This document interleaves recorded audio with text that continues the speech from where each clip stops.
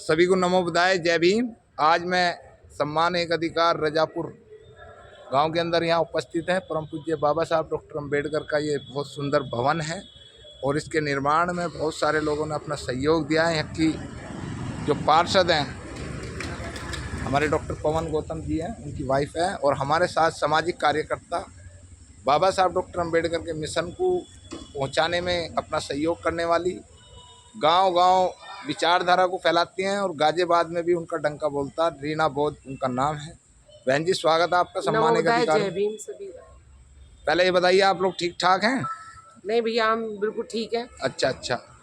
कुछ सवाल अटपटे चल रहे हैं। लक्ष्य 24 चल रहा है इस टाइम, तो आगामी 24 में क्या गाजियाबाद का रोल, क्या रजापुर का रोल और क्या समाज की महिलाओं का रोल रहेगा माननीय बहन जी के लिए, बहुजन समाज पार्टी के लिए या बीजेपी के लिए?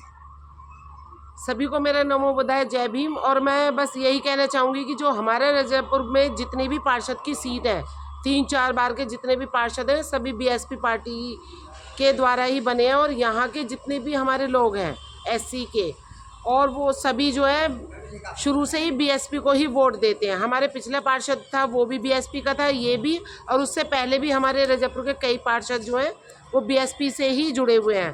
तो यहाँ तो कट्टरता है बीएसपी के लिए, और लोग जो है बीएसपी को ही वोट देते हैं। ये बात हो रही है कि जो हमारी वोट है वो ईवीएम में गड़बड़ी की वजह से जो है सही जगह नहीं पहुँच पा रही हैं, और यही वजह है कि हम लोग थोड़ा पीछे हो गए हैं। नहीं, ईवीएम का मुद्दा ना तो बहन जी उठा रही हैं, ना और कोई पार्टी कांग्रेस उठा रही है, ना और जो पार्टियां हैं। केवल ईवीएम हमारा समाज ही, मान लो 1-2 ये नेता हैं, क्योंकि जो भी अत्याचार हो रहे हैं, जो हमारे हक अधिकारों को जो ख़त्म किया जा रहा है, वो सिर्फ हमारे समाज के लोगों का ही किया जा रहा है, उनके साथ ही सब कुछ हो रहा है। तो इसलिए ईवीएम के खिलाफ भी हमारे ही समाज ईवीएम के विरोध में ना तो ओबीसी समाज आ रहा, ना मुस्लिम समाज आ रहा, ना जनरल समाज आ रहा, और एससी में भी पूरे लोग नहीं आ रहे, केवल हमारे लोग ही ईवीएम कर रहे हैं। जो ऐसे नेताओं की कमी नहीं है, जो ऐसे कि जिधर देखी तब अपराध, उधर बिताई सारी रात। वो अपने समाज का भला नहीं देख रहे, वो ये देख रहे हैं किस पार्टी में जाकर हमें नोट मिलेंगे। अब वो नोटों की मेहरबानी है कि वो एक पार्टी को छोड़कर दूसरी पार्टी में चले जाते हैं। बहुत से हमारे नेता ऐसे हैं जो बीएसपी से ही वो नेता बने, उनकी एक पहचान बनी, और जब वो किसी लायक हो गए तो वो दूसरी पार्टियों में जाकर बैठ गए हैं। आज एक बहुत कद्दावर नेता थे, स्वामी प्रसाद मौर्य जी, उन्होंने अपनी पार्टी का गठन करने जा रहे हैं। वो 22 फरवरी को उन्होंने पार्टी का नाम रखा है शोषित समाज पार्टी, राष्ट्रीय शोषित समाज पार्टी। तो वो बहुजन समाज पार्टी के महासचिव रहे, फिर वो बीजेपी में चले गए, फिर वो समाजवादी में चले गए। अब उन्होंने अपना एजेंडा नहीं, मैंने आपको बताया ना कि जितने भी बड़े बड़े नेता जिनको बीएसपी से एक पहचान बनी, जब वो किसी लायक हो जाते हैं दूसरी की गोद में जाके बैठ जाते हैं, लेकिन जब देखते हैं ना उनकी औकात वहाँ शून्य हो जाती है। दूसरी पार्टियों में चले तो जाते हैं, जितने भी हमारे नेता गए हुए हैं अन्य पार्टियों में, बड़ी बड़ी पार्टियों में, लेकिन उनकी औकात है ना वो वहीं के वहीं रखते हैं। वो उन्हें वो मान सम्मान नहीं मिलता जो उन्हें बीएसपी में मिला। जी, मान सम्मान ठीक है बहन जी, लेकिन सबसे बड़ी जो हम अध्ययन करते हैं, एक बात की परेशानी हमारे साथ में आती है कि बहुजन समाज पार्टी की जितनी मीटिंग होती हैं, अदर समाज के, चाहे ओबीसी है, चाहे जनरल है, कोई भी व्यक्ति है, वो हमारे आके मंचों पर ही दहाड़ते हैं, भड़काऊ भाषण देते हैं और हम ही लोगों को समझाते हैं। जबकि ओबीसी समाज या जनरल समाज की हमारे लोग, हमारे समाज के जो नेता हैं, पार्टी के हैं, कोई भी है, वो उनके मंचों पर जाकर नहीं दहाड़ते। तो उन लोगों को कभी भी उनके समाज, उनके पीछे कितना है उसके बारे में नहीं। ये सारी कमी हम लोगों में है। हम लोग उनको इतना मौका देते हैं कि वो हमारे ही खिलाफ हो खड़े रहते हैं, और जो हमें दिखाई नहीं देते। जो भी पार्टी होती है, वो यदि बाबा साहब की एक मूर्ति लगा दी, तस्वीर लगा दी, जय भीम कह दी, हम लोग खुश हो जाते हैं, अरे ये तो हमारे बाबा साहब को मानने वाले हैं। लेकिन वो लोग ये भूल जाते हैं कि सिर्फ एक तस्वीर लगा के या बाबा साहब का नाम लेकर वो हमारी वोट को खरीद लेते हैं, और हमारा समाज इतना ना समझ है कि वो बिक जाता है। ओबीसी समाज के बहुत सारे नेता हमारे मंचों पर आते हैं। जब उनका बैकग्राउंड देखते हैं हम लोग कि भाई चाहे कश्यप समाज हो, चाहे सैनी समाज, माली समाज हो, चाहे नट और कोई बहुत सारे समाज हैं, उन लोगों इसका हमारे नेता कभी आकलन ये नहीं करते कि भाई तुम अपने समाज के अंदर मीटिंग लगाओ, हमारे नेता आएंगे, हमारी पार्टी के लोग आएंगे कि तुम्हारा बैकग्राउंड क्या है, कितनी पब्लिक है उनके साथ, वो हमारे मंचों पर ताकत धारते हैं। ऐसी जानकारी क्यों नहीं? अभी भी लोग जो है ना अंदर से दबे हुए हैं, उनकी मानसिकता अभी भी वहीं की वहीं है, अपने को ऊपर समझते ही नहीं है। कोई भी दूसरी कास्ट का होगा तो अपने को ये सोचेंगे कि भाई हम तो इनसे नीचे हैं जी। उनके अंदर अभी भी हीन भावना है कहीं ना कहीं दबी हुई। जी जी।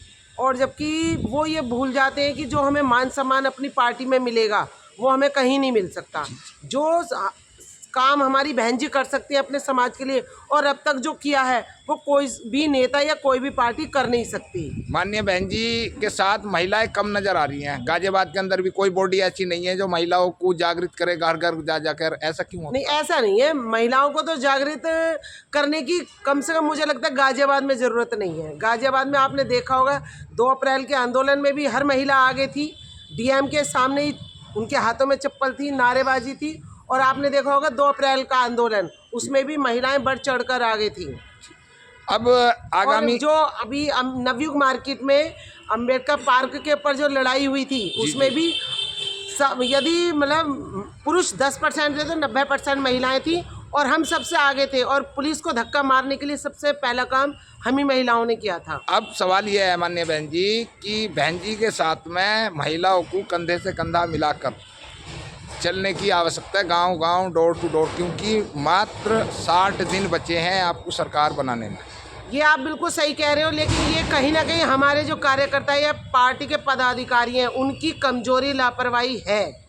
ये सबको मानना ही पड़ेगा, क्योंकि मीटिंग होती है लेकिन उससे पहले किसी तरह का प्रचार या कोई ये नहीं होता कि भाई आज कल मीटिंग है और हम सबको वहाँ पर उपस्थित होना है। आप कहीं भी जाओगे जहाँ मीटिंग होगी, लोगों को शायद जानकारी भी नहीं होगी कि मीटिंग है आज। जी जी जी। आप वर्तमान में जिलाध्यक्ष बने हैं विजय सिंह बाबू जी, और आपके विधानसभा अध्यक्ष है, इनका कैसा रोल महसूस कर रहे हैं? देखो, उम्मीद तो सबसे ही की जाती है, लेकिन जो काम करता है वो दिखता है। जी जी। उसमें हमें किसी को बताने की या पूछने की जरूरत नहीं पड़ेगी। जी जी। लेकिन अब एकजुट होना पड़ेगा, और जितने भी हमारे पदाधिकारी हैं जी, उनको सही काम करना होगा और सही जानकारी बहन जी तक पहुंचानी होगी। जी जी। क्योंकि हमारे कई बार ऐसे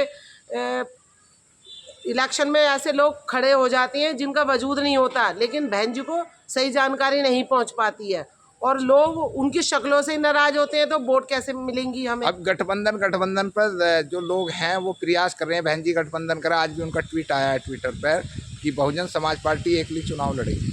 क्या हम सफलता प्राप्त कर पाएंगे? देखो, बहन जी की अलग विचारधारा है। हमारी बहन जी जो है ना कहने में नहीं करने में विश्वास रखती हैं, और हमें पूर्ण विश्वास है कि उनका जो भी कदम होगा वो हमारे सर्व समाज के लिए होगा। जी जी। बहुत बहुत धन्यवाद। कुछ महिलाओं के लिए कुछ कहना चाहेंगी? मैं सभी से हाथ जोड़कर बस यही कहना चाहूँगी कि हमें जैसे एक मछली की आँख होती है ना, एक लक्ष्य होता है। जी जी। सिर्फ इसी तरह से हमें लक्ष्य में सिर्फ बहन जी और हमारे बीएसपी का हाथी ही सबको दिखना चाहिए। हमें अपनी वोट का सदुपयोग करना है। हमें अपनी वोट किसी साड़ी, किसी मिठाई के डिब्बे में नहीं बेचनी है, और हमें बहन जी को सत्ता में लाने का पूरा प्रयास करना है। जी जी। सभी को नमो बुद्धाय, जय भीम। जी जी, जय भीम, नमो बुद्धाय।